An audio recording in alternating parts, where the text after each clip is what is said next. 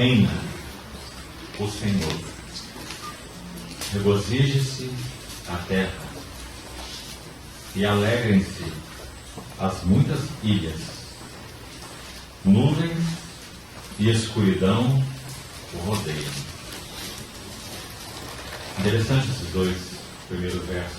O verso 1 e a primeira parte do verso 2. Primeiro, o texto inicia com uma afirmação: reina o Senhor. E depois denuncia as consequências quando essa verdade é realmente conhecida e experimentada. Então a consequência é: regozije-se a terra e alegrem-se as muitas ilhas. Mas a primeira parte do verso 2 diz: nuvens e escuridão o rodeiam. Parece um contrassenso tão grande, não é? Depois de dizer que o Senhor reina, a terra se regozije, as ilhas se alegrem, nuvens e escuridão o rodeiam. Por que isso? Por causa de um tremendo princípio que governa nossas relações com o Senhor, que é: o justo viverá pela fé. Então, embora nuvens e escuridão o rodeiem, para os olhos da fé, aqueles que pertencem ao Senhor e vivem pela fé, então não há nenhuma nuvem e nenhuma escuridão, porque esse olhar da fé, essa realidade espiritual da fé, ela traspassa nuvem e escuridão.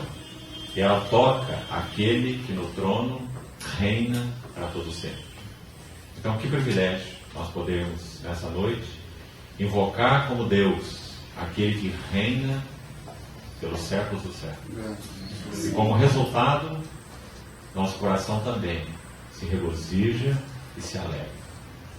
Mesmo que, de alguma maneira, externamente falando, nós por algum motivo não possamos vê-lo ou tocá-lo, se temos aprendido a viver a vida da fé, então sempre o Senhor está presente, o Senhor está patente àquele que tem aprendido, sido treinado na escola de Cristo a realmente viver da fé. O justo viverá da fé. Louvado seja o Senhor por isso. Podemos nos reunir nessa noite com essa certeza: o Senhor está no trono. Regozijemos e que Ele nos conceda um tempo diante desse trono, aos seus pés. Vamos orar juntos, uma vez mais, pedir ao Senhor que nos dê esse ambiente adequado nessa noite. Então, vamos orar.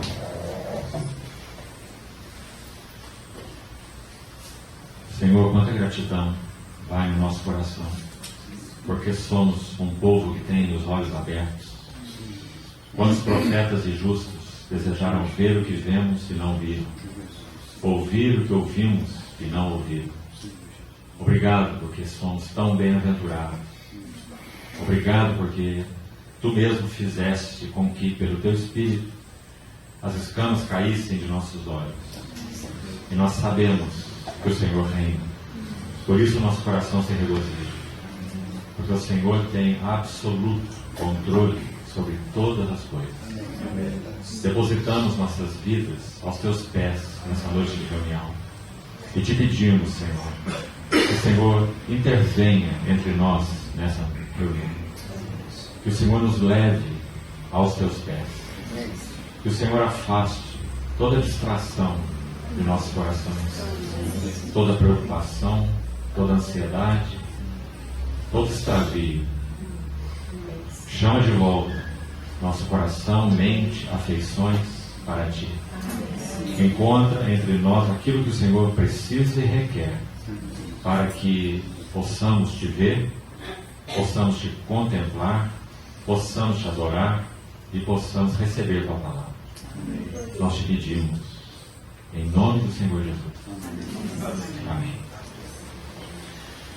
Vamos dar um passo além nesse encargo que temos tido, agora na Epístola aos Efésios. Nosso desejo, então, nesses dias, como já falamos, é compartilhar algo sobre a vida, sobre a natureza, a vida e o serviço da igreja. A natureza, a vida e o serviço da igreja. Ontem nós vimos alguma coisa sobre os dois primeiros capítulos, não podemos abordar o capítulo 3, alguns princípios mais no capítulo 3. Mas nós vimos aqueles 2 primeiros capítulos da primeira epístola de Paulo aos Coríntios, com alguns pontos muito importantes e que também se entrelaçam nesse assunto tão básico. Qual é a natureza da igreja? Quem somos nós? O que é a igreja? E vimos a questão da vocação, do chamado, da eleição. Vimos a questão do ministério do Espírito Santo, principalmente esses 2 pontos. E hoje vamos avançar um pouquinho mais dentro dessa epístola aos Efésios, também com essa tríade em mente, a natureza, a vida e o serviço da igreja. Lembrando que essa epístola aos Efésios, em particular, trata do assunto da glória da igreja. Então, necessariamente, essa epístola aborda a natureza, a vida e o serviço da igreja de maneiras impressionantes e profundas.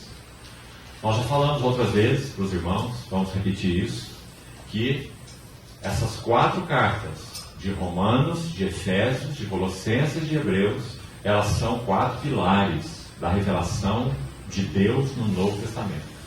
São epístolas que precisamos, como cristãos, se amamos o Senhor, se amamos a Sua Palavra, nós precisamos conhecer essas cartas profundamente, lê-las exaustivamente e subirmos nos ombros de tantos irmãos que o Senhor nos concedeu esses séculos de história da igreja, que puderam receber luz a respeito dessas 4 epístolas.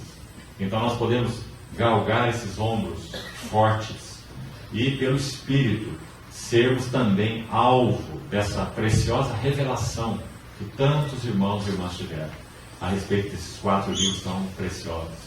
E por que eles são 4 pilares no Novo Testamento? Nós vamos tratar hoje, talvez amanhã um pouco, sobre Efésios. Então vamos nos localizar. Por que Romanos é um pilar? Porque Romanos trata da glória do Evangelho. Romanos começa com a palavra Evangelho e termina com a palavra Evangelho. Evangelho de Deus é o tema de Romanos. Podemos dizer que Romanos é uma descrição do Evangelho segundo o apóstolo Paulo. Nós temos Mateus, Marcos, Lucas e João, cada um com o seu Evangelho. E temos o Evangelho segundo Paulo. Romanos é o Evangelho segundo Paulo, onde ele abre o significado do Evangelho de uma maneira maravilhosa, começando da depravação humana e indo passo a passo, passando pela justificação, passando pela nossa colocação em união com Cristo, nós que estávamos em Adão, passando pela nossa inclusão na morte de Cristo, capítulo 6, passando pela nossa libertação da lei, passando pelo andar no Espírito, indo até a vida da igreja, no capítulo 12. Então, uma carta plena, que vai da depravação até a vida da igreja.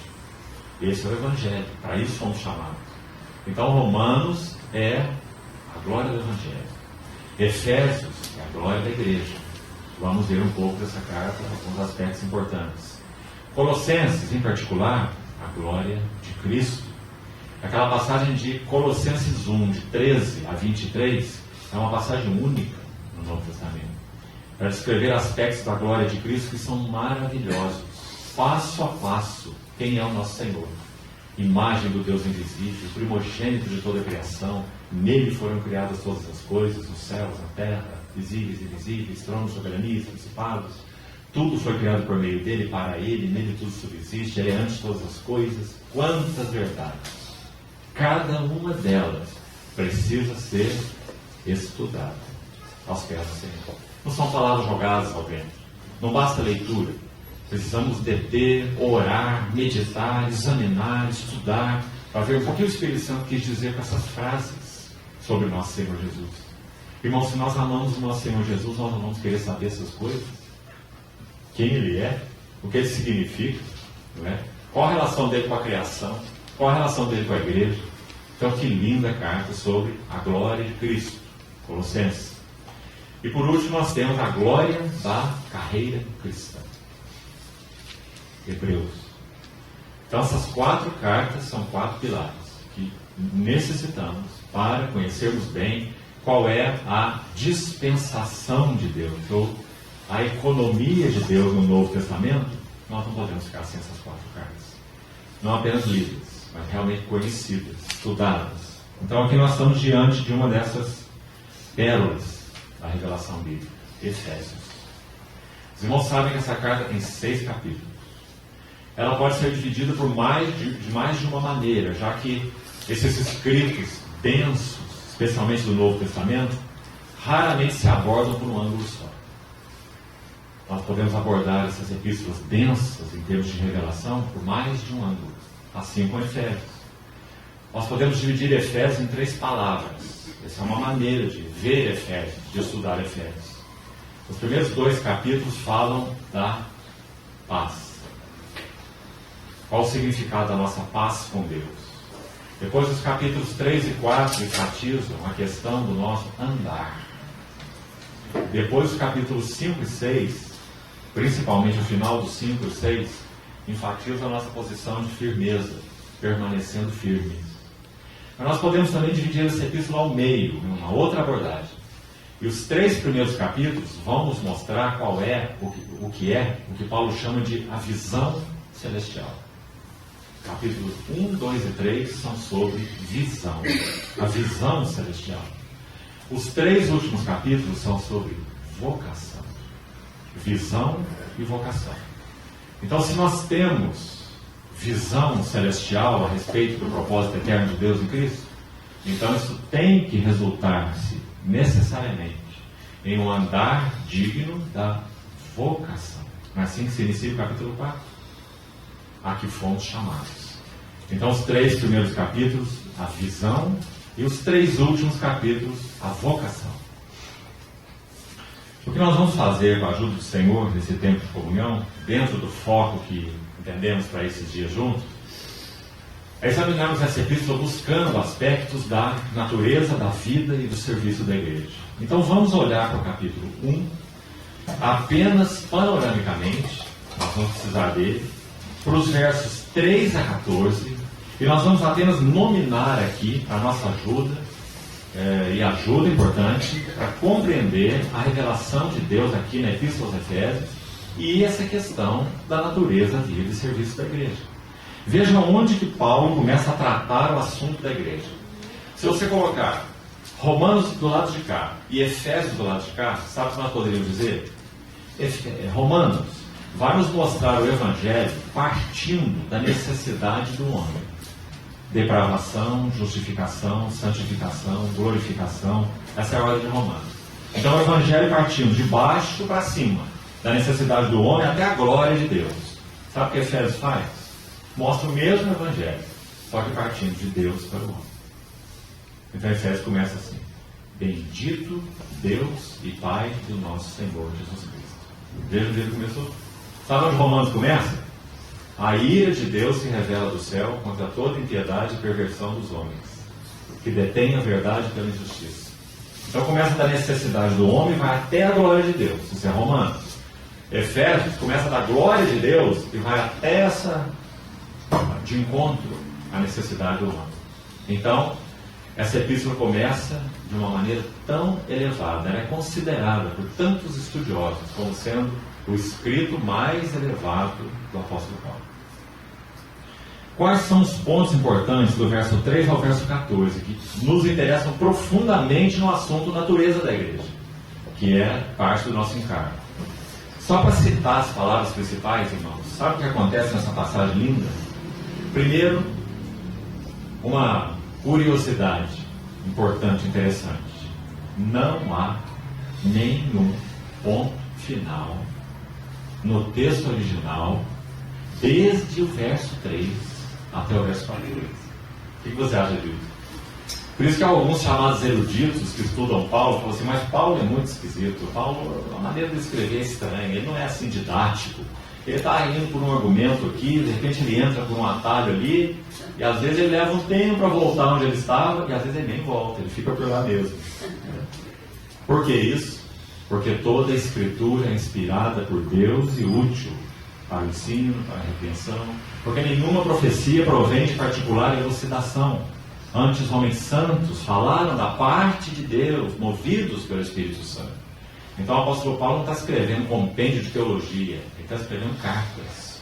Ele está sendo movido pelo Espírito Santo para ir por aquelas estradas principais e também por aquelas vielas que o Espírito Santo conduz em Deus de revelação. Nós vamos ver muito isso aqui na Epístola de Efésios. Então aqui está uma enxurrada de revelação, do verso 3 ao verso 14. Nos parece que Paulo não parava nem para tomar fôlego nesse versículo.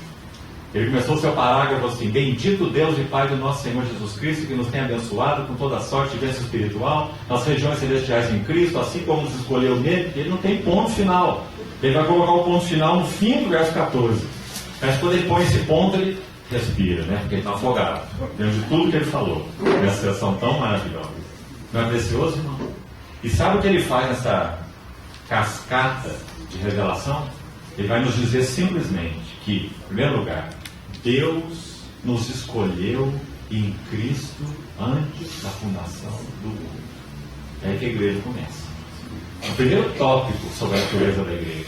A igreja não é uma instituição, a igreja não é uma organização, a igreja não tem metodologia, a igreja é fruto de uma escolha no coração de Deus eterna, que Ele então trouxe à luz no tempo e na história de cada um de nós, e isso é igualmente verdadeiro, né? Então a primeira verdade nessa avalanche de revelação é esta do verso 4.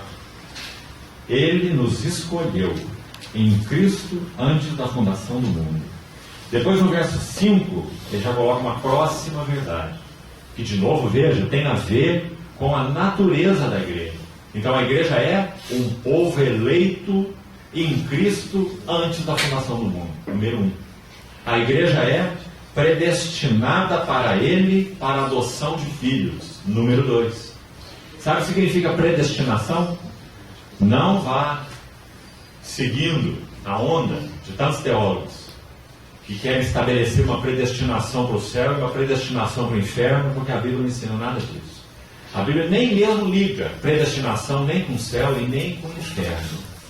A Bíblia liga predestinação com o fato de termos sido separados para sermos feitos conformes à imagem do seu Filho. Isso é predestinação. Com isso a Bíblia liga a predestinação. Romanos 8, 28, Paulo vai dizer assim: todas as coisas cooperam para o bem dos que amam a Deus, dos que são chamados segundo o seu propósito, porque os que de antemão conheceu, quando que eles conheceu de antemão? Versículo 3 de Efésios. Ele nos escolheu em Cristo antes da fundação do mundo. E lá em Romanos, Paulo vai dizer: todas as coisas cooperam para o bem dos que amam a Deus, dos que são chamados segundo o seu propósito. Porquanto aos que de antemão conheceu, também os predestinou. E predestinou para quê? O que diz lá? Para ir para o céu? Ou para não ir para o inferno? Não. Mas Jesus predestinou para serem conformes à imagem do seu Filho. Romanos 8, 29. Para que ele seja, seu Filho seja, o primogênito entre muitos irmãos. E aos que predestinou desde a eternidade. Então, no tempo, ele chamou, ele justificou e ele glorificou.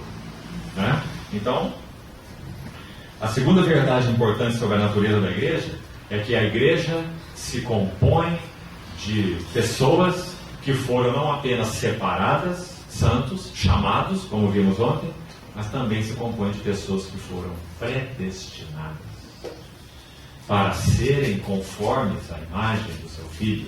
Ou seja, o Senhor não nos elegeu antes da fundação do mundo e nem nos vocacionou em Cristo para uma coisa outra qualquer que não seja sermos conformes à imagem do seu Filho. Sabe por que isso é importante, irmão? Sabe por que nós não estamos aqui chovendo no molhado? E por que isso é tão importante? Porque isso nos afina com o eterno propósito de Deus. Tudo que o Espírito Santo deseja fazer na igreja, o motivo para o qual ele foi enviado é para sermos conformes à imagem do seu Filho, para que ele seja o primogênito entre muitos irmãos. Por isso Paulo, quando vê as igrejas da Galácia se desviando do genuíno evangelho, sabe o que ele tem que dizer? Meus filhinhos, porque eu de novo sou as dores de parto. Escute o resto do versículo. Até que Cristo seja formado em vós. Viu? Ele está escrevendo para cristãos que já haviam recebido o Evangelho e crido no Evangelho. Ele até diz que eles começaram no Espírito, não há nada de errado com a fé deles, começaram muito bem, melhor do que muitos outros. Porque Paulo diz que eles receberam o Evangelho porque ante os olhos deles, Cristo foi exposto como que crucificado. Gálatas 3, versículo 1. Então ele diz: insensatos, quem que vos enfeitiçou? É a palavra que ele usa na língua original. Quem vos enfeitiçou? Quem vos fascinou? Começaram no Espírito e agora estão se aperfeiçoando na carne, se deixando circuncidar, guardando dias, meses, anos, festas, luas novas, sábados. Aí ele fala: eu receio de vós, que eu tenho corrido em vão para convosco. Veja que palavras fortes. A Epístola aos Gálatas não tem nem saudação. Você já viu? Paulo não saúda ninguém, não tem tempo para fazer saudação, não. Ele tem que adverti-los, porque eles estavam se afastando daquele que os chamou na graça para um outro evangelho. Então, para que o Espírito Santo foi enviado? Para fazer essa obra em nós única. Ele está alinhado com este propósito. Ele não se distrai. O Espírito Santo. Ele veio fazer aqui. É limitada a escolha, né? De a maioria dos tradutores aí da nossa Bíblia, do português. Quando escolheu para Paráclitos, a palavra consolador está aí na grande maioria das nossas Bíblias. Penso que em todas as versões em português. Porque a palavra significa muito mais do que consolador. Essa foi só uma escolhida para o nome Paráclitos. Mas o nome Paráclitos significa igualmente o exortador. O nome Paráclitos significa alguém que pega firme em nossa mão para nos conduzir alinhado com aquilo que ele foi enviado para fazer, dizendo: é por aqui. Este aqui é o caminho. Não vai por lá não. Paráclitos significa aquele que pega firme conosco, para nos alinhar ao curso adequado. Esse é o Espírito Santo. Qual é o curso? Ele vai trabalhar tudo em nossas vidas, com um propósito: formar um caráter em nós que nós nunca antes tivemos. É o caráter de Cristo. Qual é o caráter de Cristo? É descrito em Gálatas ainda, Gálatas 5:22, no famoso fruto do Espírito, fruto do singular. O caráter de Cristo é, primeira marca, amor. Quem éramos nós? Odiosos. É isso que diz Tito? Nós éramos odiosos e odiávamos uns aos outros. Nós éramos inimigos, estranhos no nosso entendimento pelas nossas obras malignas, né? Mas o fruto do Espírito é amor. É o primeiro elemento do caráter de Cristo. Aí ele vai seguir com outros maravilhosos. Tudo que nós precisamos. É amor, alegria, paz, longanimidade, bondade, fidelidade, mansidão, domínio próprio. O caráter de Cristo é esse. O Espírito Santo foi enviado para formar esse caráter em nós. Sabe qual é o seu resultado? À medida que ele vai alcançando isso em nós? O resultado é a resposta daquela oração do Senhor em João 17 ao Pai. Quando ele diz: para que todos sejam um, como és tu, ó Pai, em mim e eu em ti, sejam eles em nós, para que o mundo creia que tu me enviaste. É só à medida que a igreja puder testemunhar com consistência o caráter de Cristo, é que o mundo poderá crer que Ele é nosso e que nós somos dele. Na medida em que esse caráter de Cristo for formado em nós. Então, isso aqui que nós falamos até agora está tudo atrás dessa palavra predestinados. Não é precioso? O Espírito Santo não tem duplo objetivo. O Espírito Santo não se confunde, o Espírito Santo não se distrai. O Espírito Santo é mesmo obstinado. Porque o que Ele quer fazer em nós é preparar uma noiva para Cristo, que seja adequada a Ele, tenha o caráter dele. Que Ele possa olhar para ela e dizer: essa, afinal, é osso dos meus ossos, carne da minha carne. Chamar-se-á varoa, do varão foi tomado. Isso é uma figura de Cristo da igreja. E o Espírito Santo foi enviado para esse propósito. Então, predestinados, que palavra maravilhosa. Não permita que ela seja objeto, não, de debate, de guerras, de dardos para lá, dardos para cá, dardos calvinistas, dardos arminianos. Deixa essa coisa de lado. Fique só com a Bíblia. Só com a Bíblia. Nem com calvinismo e nem com arminianismo. Só com a Bíblia. Nós fomos predestinados para sermos conformes à imagem do seu Filho. Isso nos basta saber. Porque é isso que o Espírito Santo está fazendo conosco. Então, continue. O versículo 6. Para louvor da glória da sua graça. É uma outra maneira de dizer, tudo que o Espírito Santo vai trabalhar em nós vai resultar em uma coisa só. Cristo será visto e Cristo será glorificado. Paulo em Filipenses ele fala assim, que Cristo seja engrandecido no meu corpo, quer pela vida, quer pela morte. Porque para mim o viver é Cristo e o morrer é lucro. Então esse para louvor da glória da sua graça, resultado do nosso chamamento, do trabalho do Espírito em nós, dessa predestinação, é para louvor da glória da sua graça. Depois no verso 7 ele diz que nós temos redenção. Também não vamos entrar nesses assuntos, porque nós estamos fazendo apenas um panorama aqui, para ver quem a igreja é, qual é a natureza da igreja, nessa primeira sessão. Redenção, comprados por um preço, tirados do mercado de escravos, no sentido da palavra redimidos, né? Comprados de volta. Depois ele vai dizer, no final do verso 7, que nós temos remissão de pecados. Depois ele vai dizer no verso 9, que Deus nos desvendou o mistério da sua vontade. Sabe como podemos chamar isso? Essa bênção aqui, espiritual? Revelação. Então aí nós temos uma série de bênçãos espiritual, porque foi isso que Paulo falou no verso 3, que ele já nos abençoou com toda sorte de bênção espiritual. Quais são elas? Eleição, predestinação, redenção, remissão de pecados e aí revelação. Então além de nos dar todas essas bênçãos aí anteriores que já citamos, ele também nos fez um povo que tem olhos abertos. Louvado seja o Senhor por isso. Sabemos muito bem quem Cristo é. Nós sabemos bem quem nós somos. Nós sabemos bem qual é o nosso destino e qual é o nosso futuro. Sabemos bem qual é a esperança do nosso chamamento. E por quê? Porque Deus nos desvendou o mistério de sua vontade. E não apenas sua vontade, mas sua vontade segundo o seu beneplácito. Você sabe o que significa a palavra beneplácito? Você já examinou essa palavra? Na nossa língua portuguesa, significa, num termo simples, bom prazer. A vontade de Deus é uma vontade que a Ele mesmo dá prazer. Quando desde a eternidade Ele escolheu filhos para serem semelhantes ao seu Filho, isso deu prazer a Ele. A sua vontade é de acordo com o seu prazer. Ele não fez nada contra o seu prazer. Todo o seu prazer é ter muitos filhos, à imagem do seu Filho unigênito. Por isso Ele fez do unigênito o primogênito entre muitos irmãos, como falamos ontem. Então está aqui mais uma bênção maravilhosa. Veja que nós podíamos ser escolhidos, podíamos ser predestinados, podíamos ser redimidos, mas podíamos não ter revelação, que fomos chamados para isso. Então, desvendando-los é uma bênção muito maravilhosa e importante, né?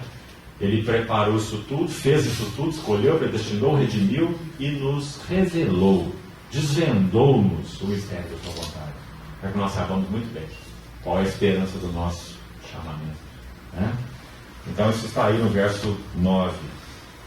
Sabe o que ele diz no 10? Olha que importante esse verso, irmão.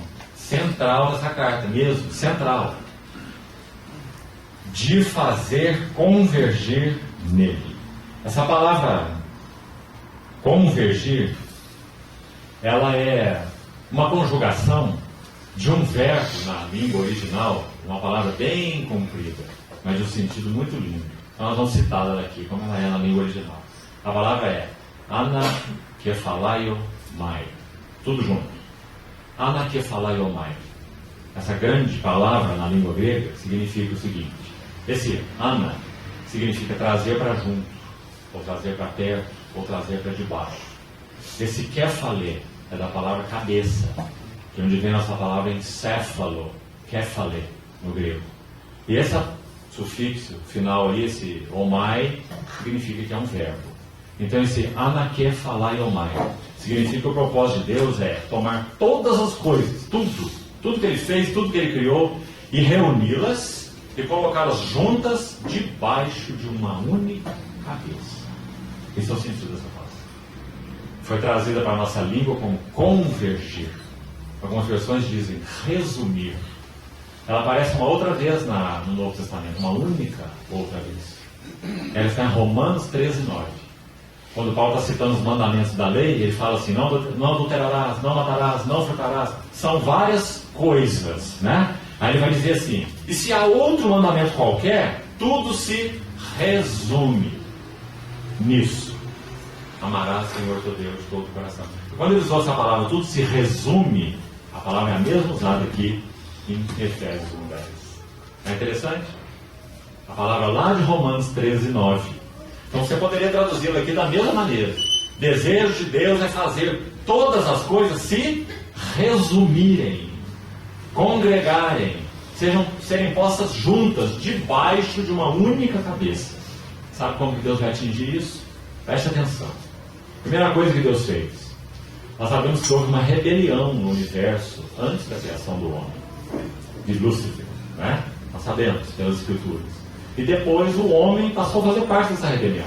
O homem caiu no Éden, aceitando essa sugestão e essa interferência do inimigo ali no jardim. Então ele caiu. Como resultado, aparentemente, Deus perdeu o controle das coisas. O pecado entrou. Agora o homem, feito à imagem e semelhança de Deus, ele se torna um aliado do diabo. Aquilo que Deus quis estabelecer, ele não pôde estabelecer. À primeira vista, assim parece. Mas o que a Bíblia vai nos dizer? A Bíblia vai nos dizer que antes disso tudo acontecer, Deus já tinha um cordeiro, cujo sangue foi conhecido antes da fundação do mundo. Então, quando essas coisas aconteceram, o Senhor faz assim: agora deixa eu procurar. Eu tinha uma carta aqui na manga para tirar e um plano B para executar. Se o homem caísse, eu não sabia que o homem ia cair. Agora ele caiu, eu vou procurar o meu plano B. Deus não tem plano B. Deus só tem plano A. Porque ele conhece tudo antes do começo. Conhece o fim antes do começo. Então, lá nos seus decretos eternos, o Cordeiro de Deus que tira o pecado do mundo, lá no conselho eterno da Trindade, ele já havia se apresentado. Para que na dispensação dessa economia de Deus, quando essas coisas no tempo e na história acontecessem, então o Cordeiro se manifestasse. Para que o louvor da glória de sua graça fosse ainda maior. Por quê? Porque onde abundou o pecado, superabundou a graça. Né? Então, irmãos, qual foi o primeiro ato de Deus? Esse que ele enviou, o Verbo encarnado, ele foi provado e testado como homem.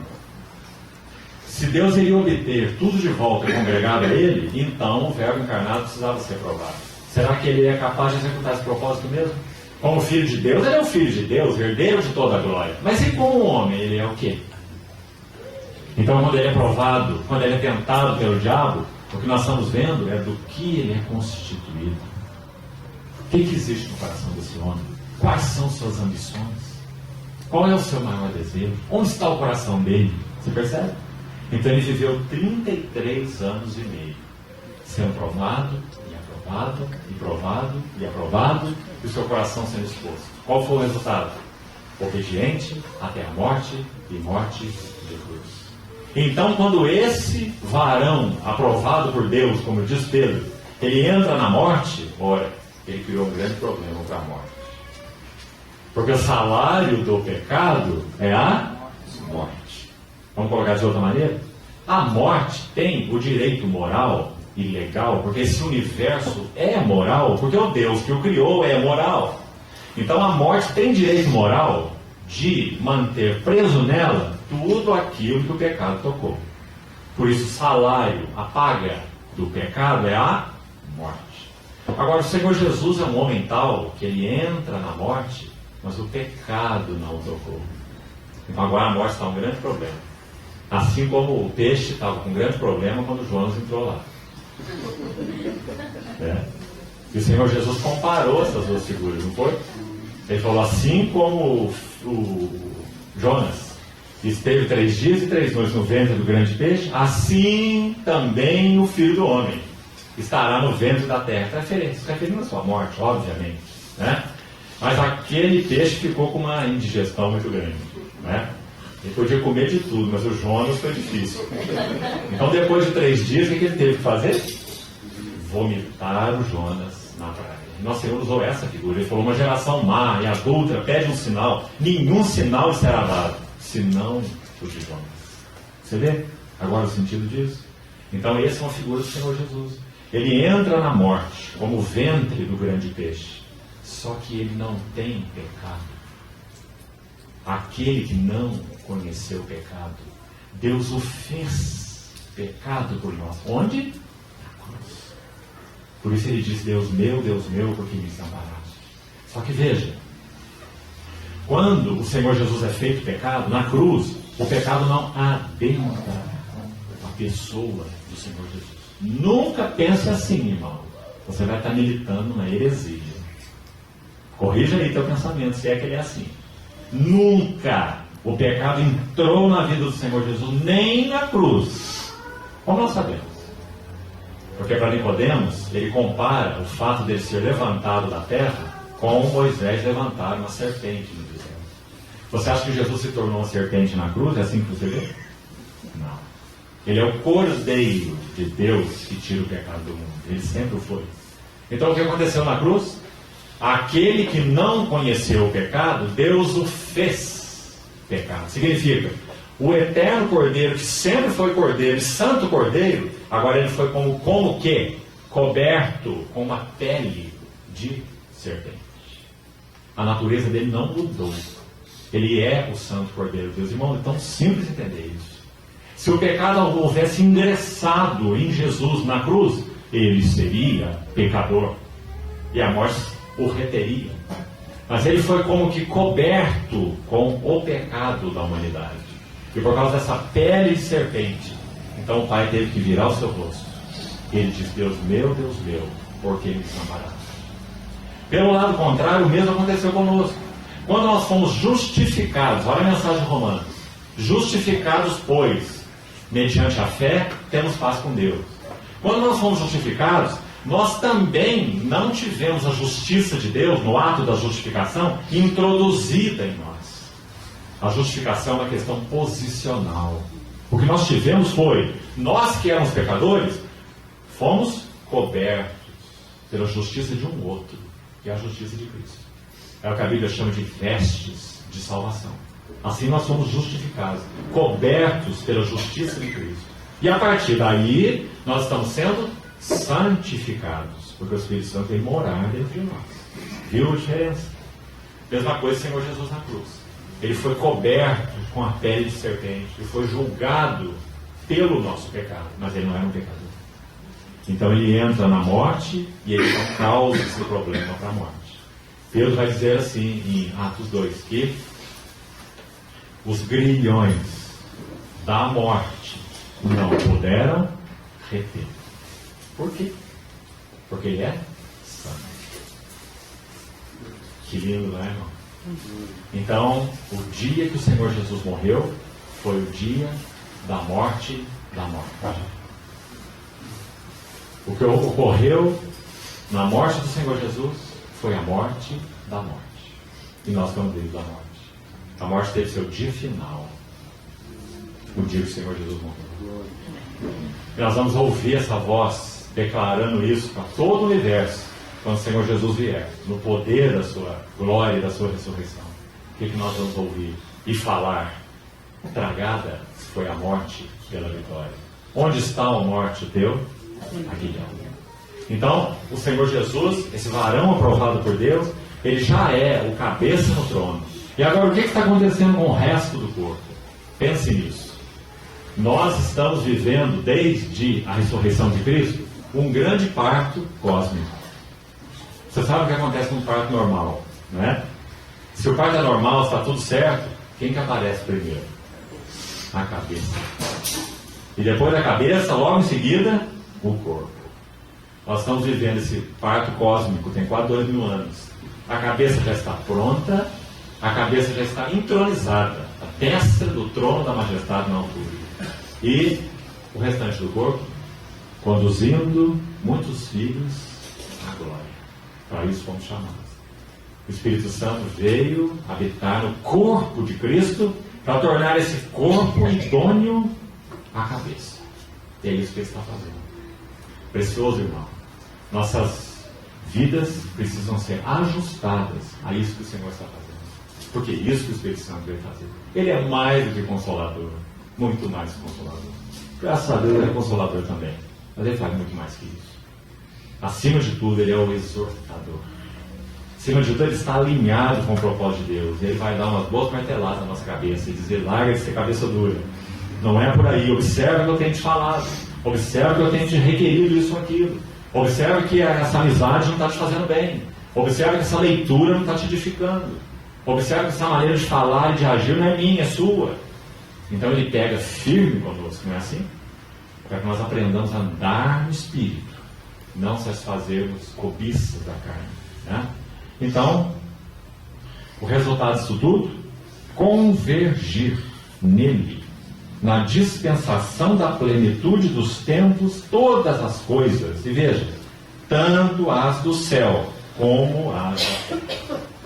Senhor Jesus se mostrará como Senhor dos senhores em cada rincão desse universo. Nada ficará de fora, por causa da imensidão, do valor da vitória dele. Tudo será reunido, tudo será resumido e tudo será encabeçado por esse que já está no trono. Sabe qual é a coisa mais sábia que nós fazemos hoje, enquanto nós aguardamos isso? Nas palavras de Pedro, é santificar a Cristo como Senhor nos nossos corações. Porque é isso que todo o universo reconhecerá. Cada joelho, no céu, na terra e debaixo da terra. Nós aguardamos esse dia com tanta ânsia, não é? Parece que cada manhã que nós temos, o nosso coração geme mais, não é? Você tem percebido assim, irmão? Cada manhã o coração geme mais, né? Maranata. Vem, Senhor Jesus. Se alguém não ama o Senhor Jesus, seja anátema. Maranata. Vem, Senhor Jesus. Então, essa seria mais uma das bênçãos espirituais aí no verso 10. Resumir em Cristo todas as coisas. Depois, no verso 13 e 14, ele vai dizer que nós fomos selados com o Espírito Santo da promessa. Que bênção tremenda, preciosa. Selados, significa muita coisa essa palavrinha selados, se você for estudar. Significa que nós já temos selados com o Espírito Santo da promessa, o qual é o penhor. Essa palavra penhor também, fundamental aí. Se você estudar elas juntas, você vai ver que sentido precioso. Esse selo garantindo propriedade, número 1. Esse selo garantindo destino, número 2. Esse penhor significando os primeiros frutos, ou o primeiro gozo, ou o antigozo. Nós já temos um antigozo de tudo que nós já possuímos. E nós, por outro lado, temos uma ânsia de entrar na plenitude daquilo que é nosso, em Cristo. Então, penhor tem esse significado. Outra bênção. Então, os irmãos estão vendo quantas bênçãos espirituais. O problema nosso é descontextualizar a palavra, né? É tirarmos o versículo 3 da Bíblia, escrevermos ele lá bonitinho, abençoado com toda sorte de bênção espiritual, e pregar o adesivo no carro. E aí nós interpretamos a bênção espiritual do jeito que nós tivemos. Primeiro é o carro, o adesivo está pregado lá, né? Primeiro a bênção com o carro. Toda sorte de bênção espiritual. E depois as outras coisas que vêm aí em seguida. Né? Não é nada disso que esse texto está dizendo. As bênçãos estão aí. Quais são elas? E não está envolvido aqui, nesse caso, nada material. Né? Então, irmãos, depois de o Espírito do Senhor fazer isso, usando Paulo, né, nesse livro maravilhoso, ele vai colocar para nós, deixa eu passar uma outra ideia importante aqui. O Espírito de Deus vai conduzir Paulo em 7 metáforas. Interessante ser em 7, né? 7 na Bíblia é o número que designa plenitude. E especialmente ligado ao tempo. Porque a igreja está passando esse trabalho transformador de Deus aqui no tempo. Chegará o momento, e cremos em breve, em que tudo isso chegará à sua consumação. 12 fala de plenitude no sentido eterno. 12 colunas, 12 portas, 12 pérolas na Nova Jerusalém. Mas 7, que também é um número que designa plenitude, mas plenitude ligada ao tempo. Plenitude aqui e agora. Então, A igreja, ou para a igreja, são usadas 7 metáforas na carta aos Efésios. Muito interessante. Vamos ver se você já percebeu isso, lendo esse texto. Vamos citar quais são as 7, para então andarmos um pouquinho por elas, hoje até onde pudermos ir. Primeira metáfora, é a preferida de Paulo, por isso ele usou primeiro. Ele vai dizer que a igreja é o corpo. Essa é a primeira metáfora. Corpo. E quanta coisa nós aprendemos com essa figura do corpo, quando nós fazemos analogia. Corpo físico, corpo de Cristo. Quanto nós aprendemos. Quanto Paulo usou isso aí, nós vamos caminhar hoje um pouquinho em cima dessa verdade. Então, corpo é a primeira metáfora. A segunda que ele usa em Efésios. Você quer ver onde estão? Vamos localizando aí. Corpo está no versículo 23 do capítulo 1. Está dizendo que a igreja é o seu corpo. Primeira metáfora. Depois, capítulo 2, versículo 10. A segunda metáfora. Ele usa a palavra aí, provavelmente em todas as traduções que estão aqui, feitura. Pois somos feitura dele, criados em Cristo Jesus. A palavra no original, poema. Então, óbvio que essa questão de feitura também é uma metáfora. Ele está comparando a igreja a um poema, a uma feitura de Deus. Depois vamos ver alguma coisa sobre isso. É a segunda metáfora. A igreja é corpo, a igreja é poema de Deus, ou feitura. A terceira metáfora está no verso 15, parte final. Ele diz que ele destruiu a parede de separação que estava ali entre judeus e gentios, e dos dois ele criou em si mesmo um novo homem. Então está aí mais uma metáfora. Final do verso 15 do capítulo 2. Um novo homem. Terceira metáfora. Vamos ver depois o que significa. A quarta está aí no verso 19 do capítulo 2 ainda. Diz que nós somos concidadãos dos santos e somos família de Deus. Então aqui ele usa a figura da família para nos ajudar a entender a igreja. Veja que coisa interessante. Veja como é que elas necessariamente têm que ser complementares, né? Primeiro ele vai falar da igreja como um corpo, depois ele vai falar da igreja como uma família, bem diferente, né? Porque o Espírito Santo está lançando luz com 7 holofotes, para que nós vejamos a grandiosidade da igreja, aos olhos de Deus. Então, família, quarta metáfora. Depois olha o verso 22. Temos aqui já a quinta. Ele diz que nós estamos juntamente sendo edificados para a habitação de Deus no Espírito. Ou uma mesma ideia, no verso 21, veja, esse edifício bem ajustado cresce para um santuário dedicado ao Senhor. Então esse santuário, ou essa habitação, como ele fala no verso 22, é a quinta metáfora. Somos corpo, somos poema, somos novo homem, somos família, somos santuário, ou templo, como diz aí, a quinta. A sexta está no capítulo 5, quando Paulo vai comparar a igreja com a esposa. Maridos, amai vossas mulheres como Cristo amou a igreja, a si mesmo se entregou por ela. Mulheres, sede submissas aos vossos maridos como a igreja está sujeita a Cristo, né? Então, a metáfora do capítulo 5, verso 22 até o verso 33 é a esposa. Você vê que figura também diferente das outras? Corpo, família, templo, agora esposa. E por último, a sétima metáfora. Ele usa no capítulo 6, no versículo 10, até principalmente o versículo 20, onde ele compara a igreja a um guerreiro. Ele vai dizer que a nossa luta não é contra carne e sangue, mas sim contra principados e potestades nos lugares celestiais. Então, irmãos, são figuras bem distintas, né? E que vão lançar a luz sobre aspectos importantes da natureza, da vida e do serviço da igreja, que é o nosso encargo, então, compartilhar. Vamos caminhar um pouquinho na primeira metáfora, essa metáfora do corpo. E vamos desde já, examinar esse versículo primeiramente, Efésios capítulo 1, verso 22 e 23. E vamos seguir para mais um texto, buscando também ajuda nessa primeira figura do corpo. Aqui então diz assim, Efésios 1, 22. Localize aí o verso 22.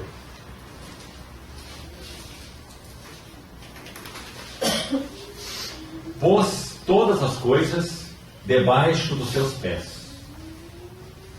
E para ser o cabeça sobre todas as coisas, o deu à igreja. Vamos devagar. Olha o que está dizendo no versículo 22, irmão. É algo assombroso. Em primeiro lugar, estritamente falando, Jesus Cristo já é o cabeça sobre todas as coisas. Não é? Isso que a Bíblia ensina? Ele já foi constituído por Deus cabeça de todas as coisas. Pedro, quando termina sua mensagem no Pentecostes, Atos 8, ele fala assim: esteja, pois, absolutamente certa toda a casa de Israel, que este Jesus que vós crucificastes, Deus o fez Senhor e Cristo. Isso significa cabeça sobre todas as coisas. Agora, o que Paulo está fazendo aqui em Efésios é diferente do que Pedro falou no Pentecostes. Porque Pedro está apontando só para o Senhor Jesus. A ênfase da pregação de Pedro está toda no Senhor Jesus. Pedro não fala nada da igreja, ele só fala de Cristo. Cristo é o varão aprovado por Deus, vós o mataste, Deus ressuscitou, ele foi exaltado, ele derramou o Espírito, só focado em Cristo. Uma pregação cristocêntrica. Agora, o que Paulo está fazendo é diferente do que Pedro fez. Paulo está pregando aqui aos Efésios. E nem está exatamente com foco único em Cristo. Ele está mostrando que a igreja é em Cristo. Então agora ele usa aqui uma expressão assombrosa para nós. Sabe qual é? Que é o para ser. Leia de novo esse versículo.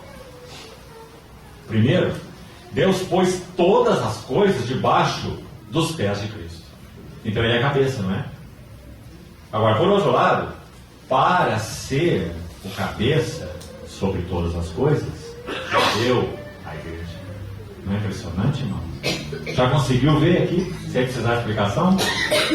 Significa que no eterno propósito de Deus, ele planejou não apenas que Cristo fosse o cabeça de todas as coisas, mas que um povo eleito por ele, trabalhado pelo Espírito, conformado ao seu Filho, iria participar de tudo isso com ele.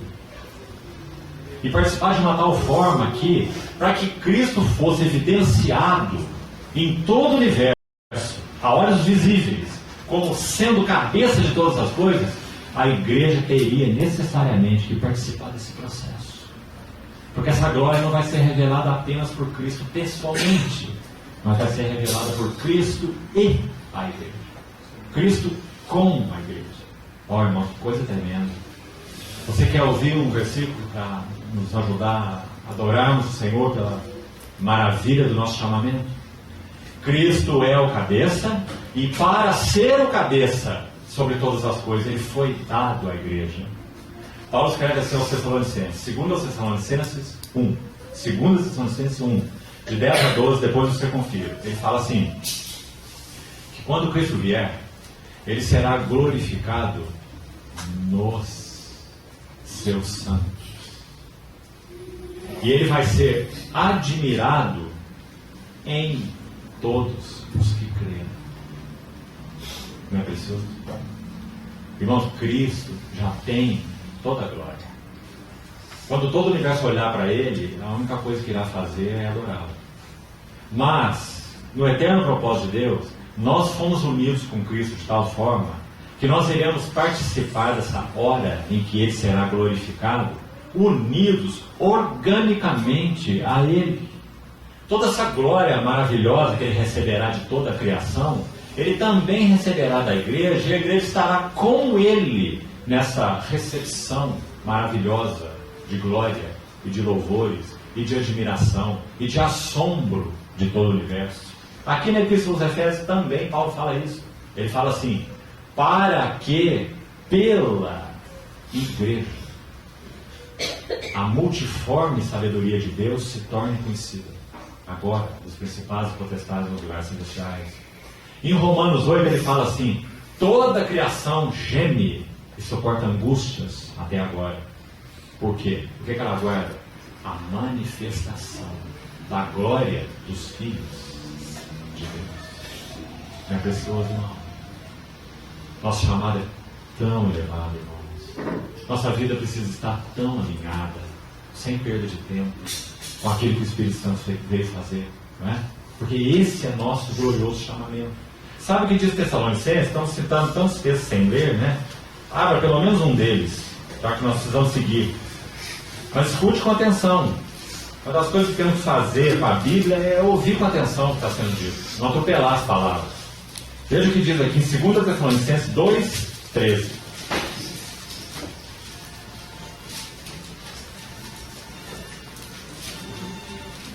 Olha, no capítulo 1 já está aí o texto que nós citamos, né? 2 aos Tessalonicenses, capítulo 1, no verso 10 a 12, já citamos. Quando ele vier para ser glorificado nos seus santos e ser admirado em... Cristo não vai ser apenas admirado em si mesmo, você está vendo? Mas Cristo vai ser admirado em todos os que creram. Precioso para nós, porque a cabeça e o corpo são uma realidade só. Tudo o que um dia pertencer a Cristo, nós teremos uma participação, porque para isso Deus nos destinou. Isso está escrito em Efésios 1:11.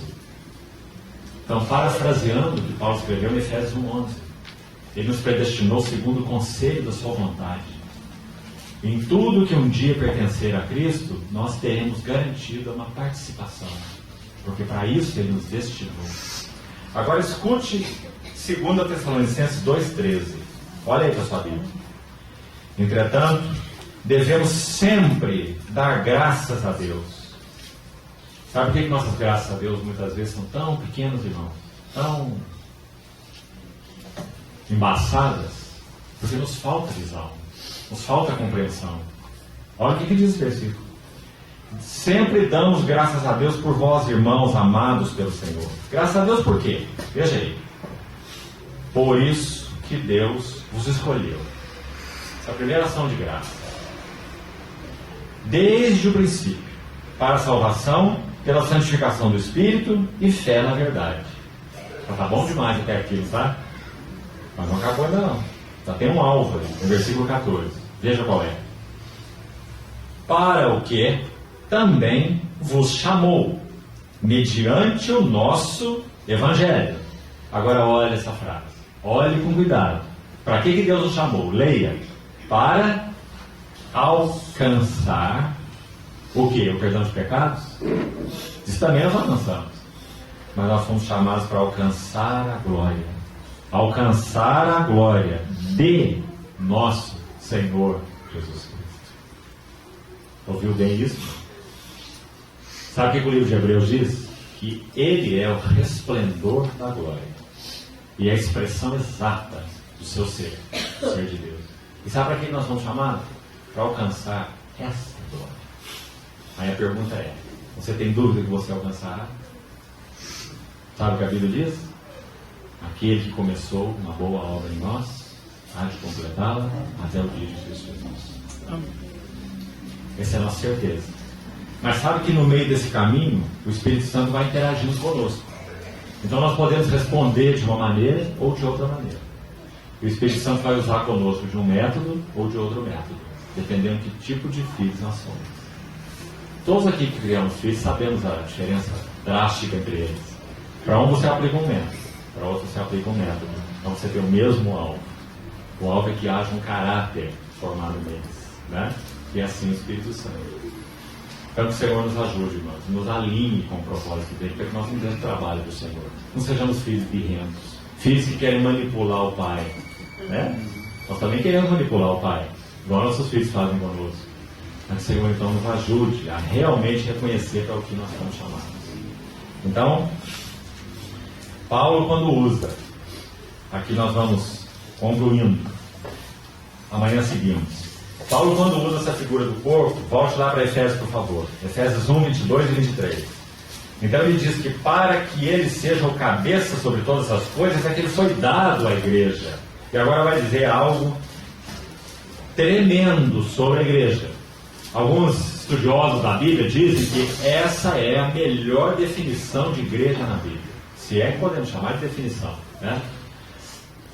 A melhor conceituação, talvez, de igreja no Novo Testamento está aqui. O que é a igreja? Verso 23. A igreja é o seu corpo. O que mais? A plenitude daquele que tudo enche em todas as coisas. Se nós quisermos saber quem é aquele que tudo enche em todas as coisas, você pode dizer, será que é o Espírito Santo que tudo enche em todas as coisas? Será que é Deus o Pai? Paulo falou de Deus o Pai lá em cima, no verso 17. Como é que você vai chegar à conclusão? Quem é aquele que tudo enche em todas as coisas? Então você precisa do capítulo 4. Olha lá. Verso 7. A graça foi concedida a cada um de nós segundo a proporção do dom de quem? De Cristo. Por isso diz, quando ele, Cristo, subiu às alturas, ele levou cativo o cativeiro, concedeu dons aos homens. Ora, que quer dizer subiu, senão que também havia descido até as regiões inferiores da terra? Agora escute o verso 10. Aquele que desceu, quem é o que desceu? Cristo. É também o mesmo que subiu. Quem que subiu? Cristo. Subiu acima de todos os céus. Para fazer o quê? Para encher todas as coisas. Então, quando é dito no capítulo 1 que a igreja é a plenitude daquele que tudo enche em todas as coisas, então nós sabemos que esse é Cristo. Cristo é o que enche tudo em todas as coisas. Agora, a palavra plenitude, o que ela significa? Duas coisas. Um dos sentidos muito especial é completação ou complemento. Muito lindo, irmão. Porque Cristo é suficiente em si mesmo. Deus poderia realizar absolutamente tudo só usando Cristo. E falar só usando Cristo é uma palavra forte. Porque Cristo é tudo. Não é? Deus podia fazer tudo apenas usando Cristo. Mas sabe o que ele quis? Ele não quis fazer assim. Ele quis fazer tudo o que ele quis fazer no seu coração eterno, no seu propósito eterno, não só usando Cristo, mas usando Cristo e a igreja. Esse é o ponto maravilhoso. Porque aqui nós entramos. O Senhor podia dizer, não, vocês são devagar demais. Quando eu olho para o meu filho e olho para vocês, eu tenho até desânimo. Deus poderia dizer assim. Mas não é isso que ele está dizendo. Ele está dizendo, para o meu filho ser o cabeça sobre todas as coisas, eu o dei para a igreja. Parece que o Senhor está investindo no lugar errado, né, irmão? Mas não, ele não está investindo no lugar errado. Por que não? Qual que é a garantia do investimento de Deus o Pai? Vamos continuar usando essa figura. Por que Deus o Pai terá o retorno do investimento dele em 100% de lucro? Porque ele enviou o Espírito Santo. Essa é a garantia que ele vai receber todo o seu investimento.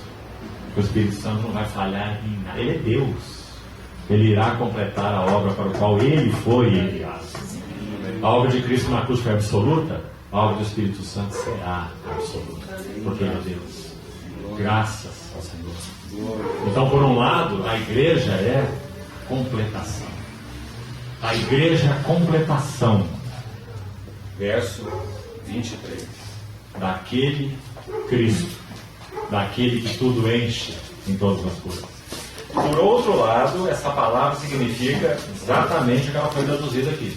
Plenitude. Então aí ela significa tudo que Cristo é, a igreja também é. Tudo que Cristo tem, a igreja também tem.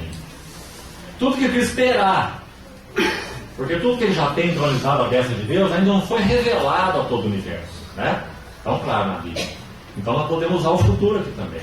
Tudo que Cristo terá e todo o universo verá, a igreja terá junto com ele. Por isso ela é a plenitude daquele que tudo enche em todas as coisas. Irmãos, nós somos muito mais do que nós imaginamos. Em Cristo. Nossos olhos precisam ser abertos. Quando Paulo escreve para os Coríntios, falando das coisas dessa vida, falando de vida, falando de morte, falando de ministérios, coisas que os Coríntios gloriavam tanto, né? Como já falando, Apolo, Paulo e o outro, não sei quem mais. Paulo escreve assim para eles: seja a morte, seja vida, seja anjos, seja poderes, seja Paulo, seja Cefas, tudo é vosso. E vós de Cristo de Deus. Não é precioso? Olha onde ele coloca a igreja. Tudo é nosso. Irmãos, nós cristãos deveríamos olhar para a morte e dizer assim: a morte é nossa. Porque é isso que está escrito em Coríntios. Tudo é vosso. E a morte está lá, pode ler. Então o cristão olha para a morte e diz: a morte é nossa. Por quê?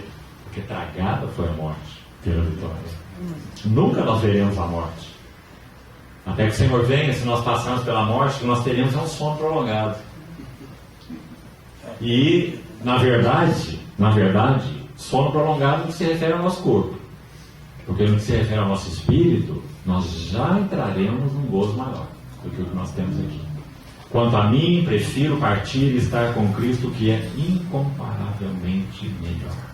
Paulo falou isso. Então não é um soninho só até que ele venha, não. Isso só para o corpo.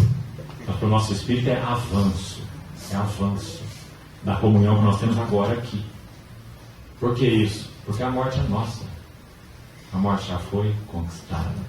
Preciosa é aos olhos do Senhor a morte dos seus santos. Que maravilha, irmãos. Então, essa foi a primeira metáfora que Paulo usou, metáfora do corpo. Mas, por favor, suporte mais uns 10 minutos. Nós podemos parar aqui.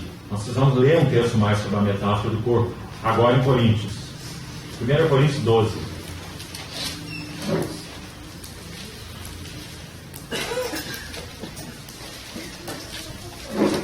1 Coríntios 12 diz assim: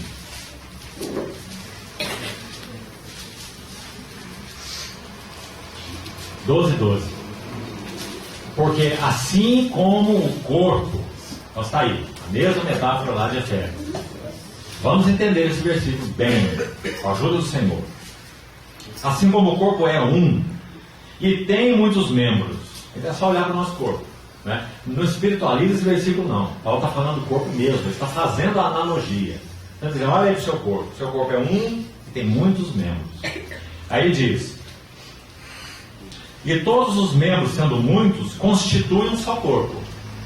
Assim, agora ele vai chegar na realidade da figura que ele usou aí. Assim também com respeito a Cristo. Aqui nós temos que parar um pouquinho. Porque Cristo é usado nas páginas do Novo Testamento em pelo menos 2 sentidos. Ele é usado no sentido de apontar para o Cristo Jesus, o Filho de Deus, pessoal. Mas ele é usado algumas vezes no sentido coletivo. Se aqui aparecesse a palavra Cristo Jesus, então nós sabemos a quem está se referindo. A Jesus Cristo. Mas aqui foi usada só a palavra Cristo. Olha aí na sua Bíblia. E a palavra significa o ungido. Então, está muito óbvio nesse versículo que Paulo não está falando de Cristo Jesus. Que ele está falando de um Cristo que tem muitos membros. Certo? Então, quem é esse Cristo que tem muitos membros? É o que ele chama de, em Efésios, um novo homem. Escute o que ele diz em Coríntios mesmo, texto muito conhecido nosso. Leia esse versículo à luz do que estamos compartilhando. 2 Coríntios 5,17, muito conhecido. Ele fala assim: portanto, se alguém está em Cristo, se alguém está em Cristo, é uma nova criatura. Na verdade, a melhor palavra seria criação. Porque está falando mais do que uma criatura. Se alguém está em Cristo, é uma nova criação. As coisas antigas já passaram. Eis que tudo se fez novo. Irmão, esse versículo é usado muito para evangelismo, né? Tudo bem, você pode pegar ele emprestado, mas devolve para o lugar dele. Porque ele não está falando apenas desse assunto do Evangelho, de uma nova natureza em Cristo. Está falando de muito mais. O versículo diz o seguinte: nós estávamos em Adão. Essa era a nossa posição. Agora nós somos colocados em Cristo. Isso é tão claro, né? Então, se alguém está em Cristo, ele é uma nova criação. E as coisas velhas são essas que pertencem a Adão, do qual nós éramos e somos por natureza herdeiros, né? Elas já passaram. Eis que tudo se fez novo. E por quê? Porque agora nós fomos colocados em um novo homem, em união com Cristo. Então, qual é o assunto de 2 Coríntios 5,17? E também aqui, 1 Coríntios 12. O novo homem da nova criação. O que é o novo homem da nova criação? É um homem coletivo. Não é apenas Jesus Cristo, pessoal. É Jesus Cristo como cabeça e um corpo de muitos membros. Esse é o novo homem da nova criação. Maravilhoso, irmão. Agora você entende por que Paulo chama o Espírito Santo em Romanos 8, Efésios 1 e Gálatas 4 de Espírito de adoção. Espírito de filiação. Porque o Espírito Santo veio fazer um trabalho nos muitos filhos para conformá-los à imagem do Filho. Então Deus terá esse novo homem da nova criação plenamente formado. Porque por enquanto ele só tem a cabeça. E o Espírito Santo está formando o corpo. Então se alguém está em Cristo, é uma nova criação. As coisas velhas já passaram e eis que tudo se fez novo. Ele derrubou a parede de separação e constituiu em si mesmo um novo homem. Veja, em si mesmo um novo homem. Então esse novo homem não é ele. Ele constituiu em si mesmo um novo homem. E se você for fiel à interpretação de Efésios 2, esse novo homem é composto de judeus e de gentios. Ou não. Porque ele destruiu a parede de separação. E desses povos, ele fez judeus e gentios. Constituiu um novo homem. Então esse novo homem é pessoal ou é coletivo? É claro que ele é coletivo. Você não pode interpretar de outra maneira. E também 1 Coríntios 12:12. Então ele diz, o corpo é um, mas olha aí o coletivo. Tem muitos membros, e os membros são muitos, mas eles constituem um só corpo, e assim também é Cristo. Guarde isso. Cristo usado aqui não está se referindo ao Cristo Jesus, está se referindo ao novo homem da nova criação, do qual Jesus Cristo é cabeça, mas tem um corpo de muitos membros. E é deles que Paulo vai tratar em todo o resto do texto aqui. Vai dizer que a mão não pode dizer para os olhos, não preciso de ti.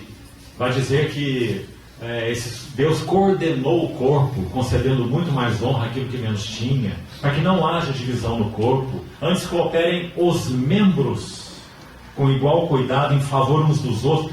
Tudo aqui é coletivo, não tem nada aqui individual. E Paulo está chamando essa coletividade aqui de Cristo. E agora vamos concluir aqui, com a ajuda do Senhor, para tentar entender isso, usando uma figura bíblica linda, Salmo 133, muito conhecido. Nós cantamos esse salmo, não é? O que diz aqueles 3 versículos? Acho que os irmãos sabem de cor. Ó, quão bom e agradável é viverem unidos os irmãos. Certo? Salmo 133. Ó, quão bom e agradável é viverem unidos os irmãos. Esse salmo está falando de unidade. O versículo 12 de Coríntios 12, que nós vemos, está dizendo: o corpo é um. O corpo é um. E tem muitos membros. Então o salmo vai nos ajudar. O salmo está dizendo que esses muitos membros, esses irmãos, eles vivem em união. E que bom e agradável é que os irmãos vivam em união. Agora, vamos devagar. Verso 2. É como o óleo sobre a cabeça. Olha aí o salmo nos ajudando. Viu? Ele está falando dos irmãos, dos muitos membros, mas está falando da cabeça também. Está dizendo que essa unidade que os irmãos têm, desfrutam e gozam e se alegram, quão bom e agradável é que os irmãos vivam em união. Por que isso aqui é real? É como óleo precioso sobre a cabeça. Nós estamos vendo aqui a fonte da nossa unidade, a fonte dessa realidade espiritual, Cristo e a igreja. Como tudo começou? Começou com óleo na cabeça. Sabe o que significa isso? Vamos interpretar? À luz do Novo Testamento? Pedro pregando: exaltado, pois, à destra de Deus. Quem foi exaltado à destra de Deus? Jesus Cristo. Ele recebeu do Pai, Atos 2:33. Ele recebeu do Pai a promessa do Espírito. Olha. E ele derramou isso que vedes e ouvis. Fica tudo claro agora, não fica? Senhor Jesus, quando foi entronizado como cabeça suprema do universo, ele recebe uma promessa. Qual promessa que ele recebe? Espírito. Tendo recebido do Pai a promessa do Espírito, óleo sobre a cabeça. O cabeça, Senhor Jesus, recebeu do Pai a promessa do Espírito. O que aconteceu com esse óleo? Ficou só na cabeça? Continua o salmo. É como óleo precioso sobre a cabeça, que desce. Graças a Deus por esse desce. Que desce pela barba. Barba de quem? Por que o salmista fez questão de falar da barba que é do Arão? Porque Arão é figura de quem? Do sumo sacerdote que penetrou os céus. Hebreus. Temos um grande sumo sacerdote que penetrou os céus. Então, quando ele penetrou esses céus, ele recebe do Pai a promessa do Espírito, óleo na cabeça. Aí o Espírito Santo quer enfatizar que esse óleo desce pela barba. Sabe por que ele faz isso? Veja a beleza das Escrituras. Porque esse óleo não poderia chegar aqui no corpo se ele não passasse pela barba do Arão. Nós precisaríamos de um grande sumo sacerdote que fizesse essa função de mediador entre o que Deus é e o homem. Então a barba de Arão, o grande sumo sacerdote. A palavra sacerdote no latim é pontífice, que significa um construtor, um edificador de pontes. É o que o Senhor Jesus é. Então está aí o óleo descendo pela barba de Arão. E agora sim, diz, e desce. Tem 2 desce naquele salmo. Tem 3 desce. 2 nesse versículo. E diz, e desce até a orla de suas vestes. Há traduções que dizem gola de suas vestes. Não está certo. Gola é essa parte aqui. Orla é aquela parte lá. Né? A palavra é orla. Porque o sumo sacerdote não levava apenas um borrifo de óleo quando ele era ungido. Levítico capítulo 8. Mas ele tomava um banho de óleo. Então o óleo descia até a orla das suas vestes. E teria que ser assim. Porque no propósito de Deus não é apenas o cabeça Cristo que seria ungido, mas todo o corpo seria ungido. E foi o que aconteceu no Pentecostes. O Espírito desceu para ungir e habitar a igreja. E constituir o novo homem da nova criação. Agora ficou claro isso? Esse novo homem da nova criação é coletivo. Jesus Cristo é a cabeça dele. Nós somos corpo dele. Novo homem da nova criação. Então, vamos terminar. O salmo vai seguir assim. É como óleo precioso. Detalhe também, não é apenas óleo sobre a cabeça, é óleo precioso sobre a cabeça. Por quê? Porque para que o óleo pudesse ser despejado sobre a cabeça, um preço teria que ser pago. Então o óleo é precioso. O preço foi a morte do Redentor na cruz. Óleo precioso sobre a cabeça, que desce pela barba, a barba de Arão, que desce até a orla das suas vestes. Aí ele usa uma outra figura, a figura do orvalho. Aí ele vai dizer, versículo 3, é como o orvalho do Hermon. E a terceira vez ele usa a palavra, que desce sobre os montes de Sião. Ali ordena o Senhor a sua bênção, que tem a ver com o óleo que ele citou lá em cima, e a vida, que tem a ver com o orvalho que ele está citando agora, para sempre. O Monte Hermon é a fonte de vida da nação de Israel. Lá nasce o Rio Jordão. As 3 nascentes do Jordão estão lá. Por isso a corça suspira pelas correntes das águas. Então lá naquelas 3 nascentes do Jordão, no Hermon, são a fonte de vida daquele deserto chamado Israel. Então está dizendo, é como o orvalho do Hermon que desce sobre os montes de Sião. Ali ordena o Senhor a bênção e a vida para sempre. Então, irmão, esse lindo salmo, concluindo, ele está nos ajudando a entender esse novo homem da nova criação. O Espírito Santo ungiu cabeça, Cristo no trono, quase 2000 anos atrás.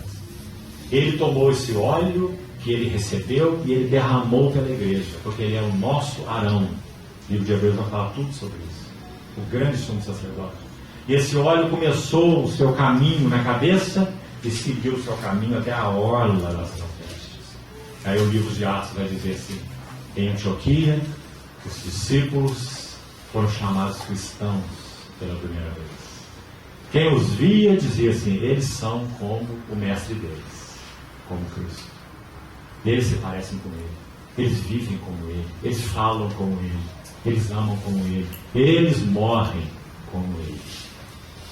Graças ao Senhor, por causa desse Espírito Santo que veio habitar na igreja.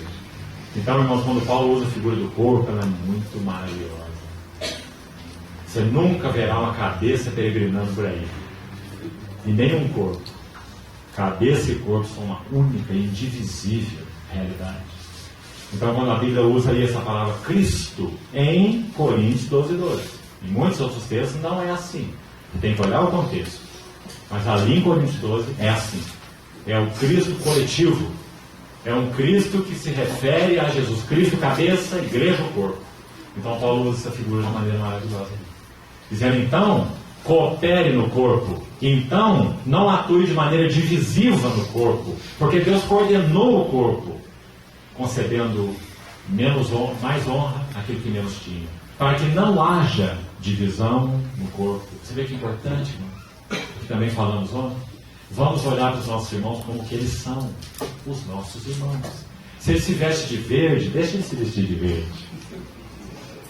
Se ele coloca uma mitra na cabeça com um determinado nome lá, deixa ele usar a mitra dele. Se nós realmente somos o Senhor, nascemos de novo, habitados pelo Espírito, precisamos aprender a vivermos uns para os outros, amarmos uns aos outros. Deus coordenou o corpo para que não haja divisão no corpo. Antes, cooperem os membros com igual cuidado em favor uns dos outros. E aí, para completar essa metáfora, ele fala assim: por quê? Se um membro sofre, todos sofrem. Aí você veja o tempo do verbo.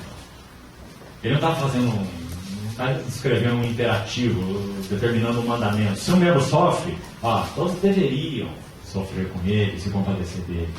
Se um se alegra, todos deveriam se alegrar com ele, como dizendo, vai, se move aí junto, seja simpático com seu irmão. Nada disso. Ele está apontando para uma realidade orgânica, ele está dizendo, é assim que é. Quer você ache ou não, ou sinta ou não. Se um membro sofre, todos sofrem. Se um se alegra, com ele todos se regozijam. Porque somos um só corpo. Então a coisa mais saudável que nós podemos fazer é buscar o bem-estar no nosso corpo. Mas é o bem-estar segundo Deus. Que ele opera para o propósito de Cristo. Cuidando, nos exortando, nos pastoreando, nos advertindo-nos, para que haja saúde no corpo. Né? Em nenhum sentido haja apenas simpatia no corpo e nem política no corpo. Né? Mas cooperem os membros porque somos um só corpo. Irmãos, viver para Cristo, viver para o corpo se confundem. E louvado seja o Senhor por isso. Não há como servir a Deus e não servir os irmãos. E não há como servir os irmãos e Deus não ser servido. Graças a Deus pelo corpo de Cristo. Quem toca no corpo de Cristo, toca em Cristo. Essa lição Paulo aprendeu logo no início. Foi a número 1. Saulo, Saulo, por que me persegues? Dura coisa é recalcitrar-nos. Então, que figura maravilhosa.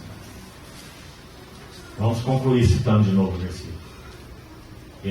Deus pôs todas as coisas debaixo dos seus pés.